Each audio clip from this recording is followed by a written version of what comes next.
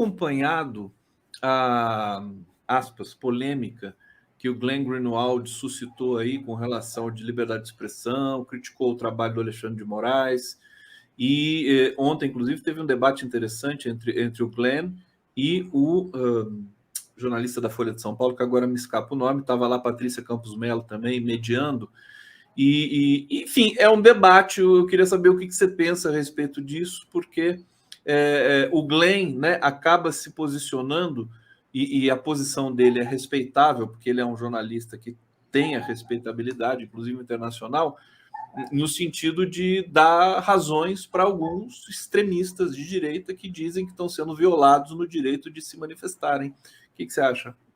A posição do Glenn não é nem um pouquinho respeitável e nem um pouquinho sustentável. À luz de qualquer debate, o Glenn não tem condições de sustentar seus argumentos, como ficou muito claro nesse debate, que inclusive houve um certo prejuízo, porque o debatedor do Glenn teve problemas de conexão, mas há uma pergunta que foi feita ali que desmonta o Glenn Greenwald, né? O Glenn Greenwald, ele entende e ele aplica o conceito de liberdade de expressão como se fosse um conceito parado no tempo. Então, no momento X, agora, no dia 19 de janeiro, às 18h23, o Fernando vai falar algo e ele tem que ter a liberdade de falar, ponto final.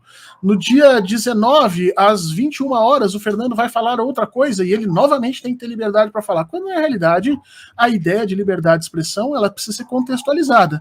E o debatedor do Glenn, que agora não me recordo o nome dele, engraçado, porque ele tem um nick no Twitter que é NPTO.